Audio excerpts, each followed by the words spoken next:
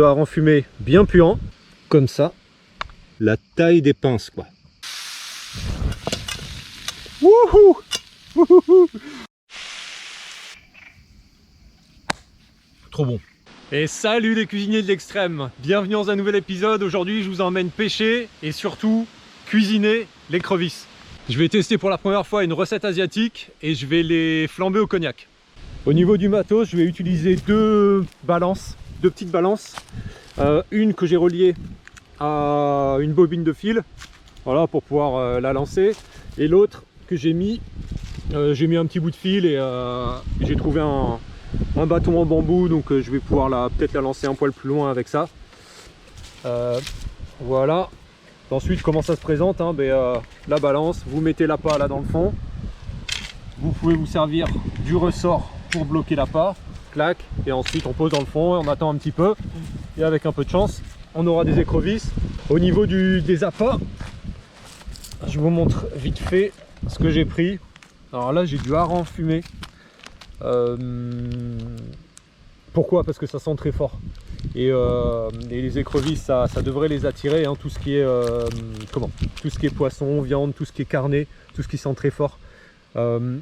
Et ici des croquettes pour chiens percées, voilà.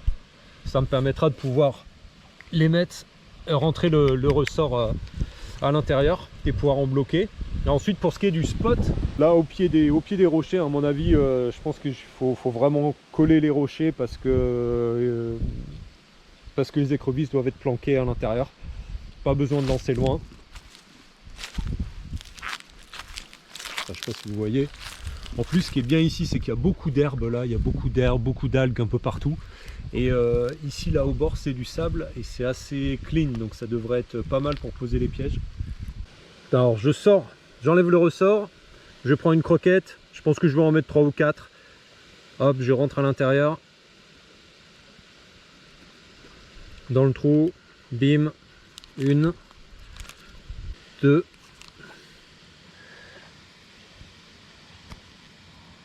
3,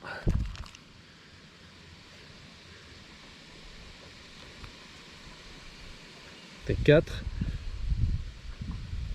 C'est important de les bloquer parce que en fait ce qu'ils font, c'est qu'avec leurs pinces, si vous les laissez comme ça à l'intérieur, j'ai déjà essayé, hein, ils arrivent, ils les prennent et ils se barrent avec et vous les piégez pas quoi. Donc c'est important de bloquer. Ensuite simplement le ressort, boum, vous remettez comme ça. Comme ça. Celle-là est prête. Pour la deuxième, vous prenez un morceau de hareng fumé bien puant.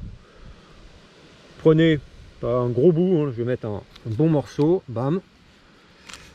Ensuite, je le bloque sous le ressort. Comme le ressort il est bien tendu, il est bien, ça devrait bien tenir, ça devrait être assez serré normalement. Ouais, voilà, le but c'est qu'elle puisse pas se barrer avec. Et le deuxième est prêt, il n'y a plus qu'à lancer. Ça y est, on a un client. Le premier client, et regardez, et un gros, regardez ça. Je vais y aller doucement.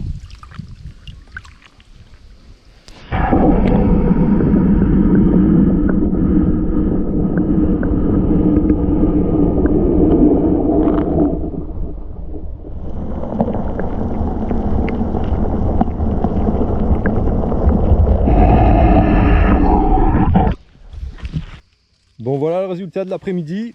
J'ai relevé les deux balances parce qu'il est déjà tard. J'arrête de pêcher. Voilà, il y a une petite vingtaine d'écrevisses, principalement des Californies, celle-là. Alors il y a pas mal de Louisiane aussi, mais là c'est surtout des Californies que j'ai pris. On les reconnaît avec la tache blanche là, à la commissure des pinces au-dessus, et en dessous, vous voyez, c'est rouge. Je les ai tués avec mon couteau, mais je vais vous montrer là vite fait comment on fait pour les vider. Et juste après, je prépare le feu. Donc pour les vider, vous prenez la partie centrale de la queue, donc là le milieu, là, ici, clac. Tournez un petit peu, ça craquer, hop, et ensuite tirer, et normalement, il y a l'intestin qui vient, voilà, hop, là elle est vidée. Alors regardez un peu d'ailleurs la taille de celle-là. Je crois que c'est ma plus grosse. Attendez. Clac. Ces deux-là, c'est les plus balèzes. Regardez un peu la taille des pinces, quoi. Par rapport à... sur ma main, là. Hallucinant. Hallucinant. Dire qu'il y a ça dans nos rivières. Et il y en a beaucoup. Beaucoup, beaucoup, beaucoup trop. J'en profite pour vous dire que donc celle-là, elle fait partie des invasives, hein, bien sûr. Ça veut dire que même si vous les mangez pas, comme moi, ce que je vais faire là, vous êtes obligé de les tuer. Hein. On peut pas les remettre à l'eau, on peut pas les transporter vivantes non plus. Hein. Le feu est en bonne voie.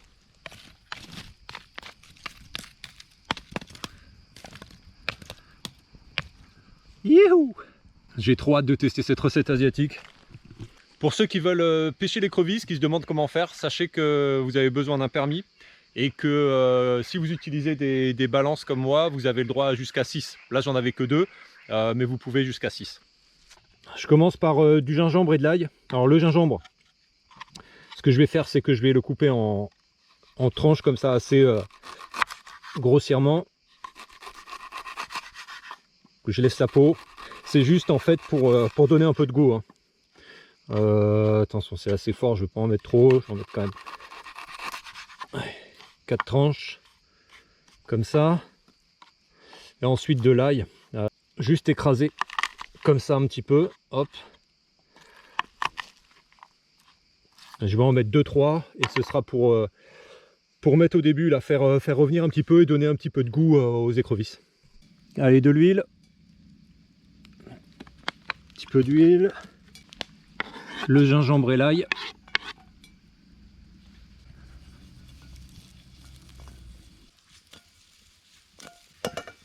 Ça sent vachement bon en fait le gingembre et l'ail mélangé. C'est incroyable. Si vous avez un wok, c'est encore mieux. Hein. J'en avais pas sous la main donc j'ai pris ça, c'est une poêle mais avec les rebords quand même assez haut. Mais avec un wok ce serait encore mieux. Surtout si j'avais beaucoup d'écrevisses, ouais, ce serait pas jouable. Allez, les écrevisses rincées.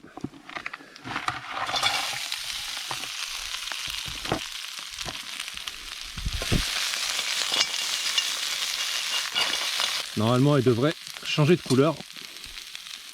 Un peu d'eau pour pas que ça crame trop vite.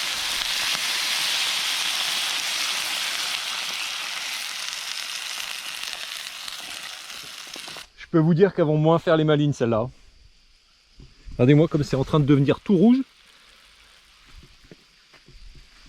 Mais c'est bien, ça fait autant d'écrevisses qui mangeront plus les œufs des autres poissons.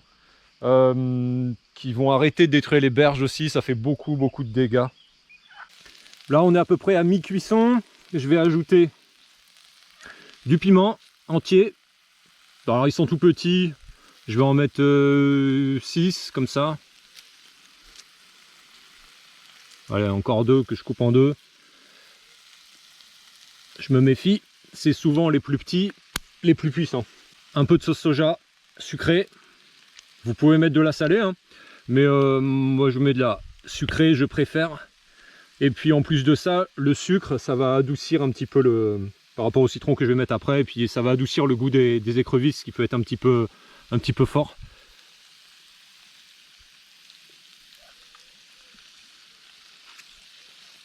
Voilà. Ensuite, mon mélange sel et piment, d'Espelette obligatoire, comme d'habitude. Qu'est-ce qui t'arrive?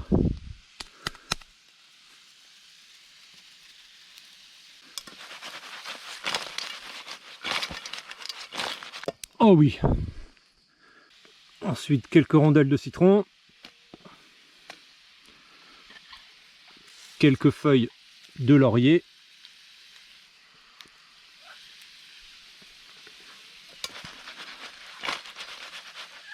Ouh, c'est chaud. Oh, ça sent bon.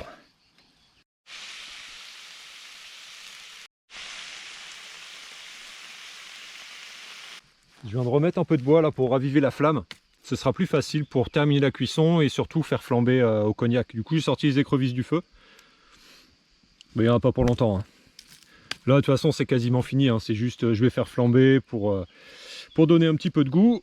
Et ce sera l'heure de manger. Enfin manger. On sera plus sur un apéro, hein. Y a pas, honnêtement, ça fait pas, en quantité, ça fait pas grand chose, hein, à manger.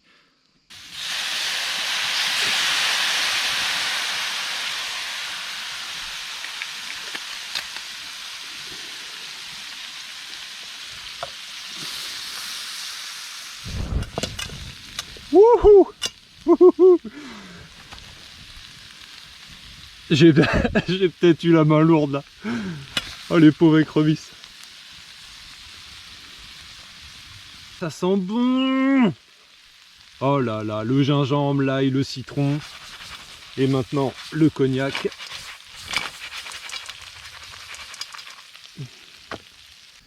Encore un peu de citron.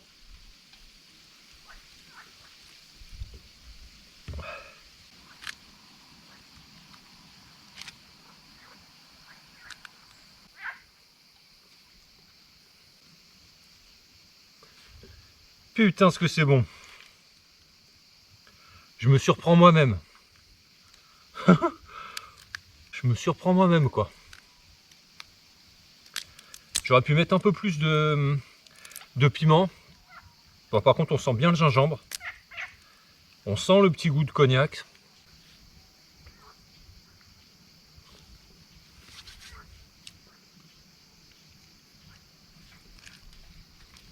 Super bon.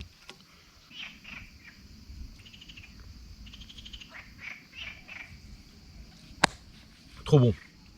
Trop bon, ça me donne des idées. Je pense que je referai exactement la même recette mais avec des crevettes. Crevettes, langoustes, tout ce que vous voulez.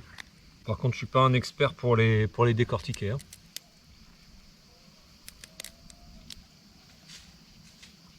Salut les gars, je rentre.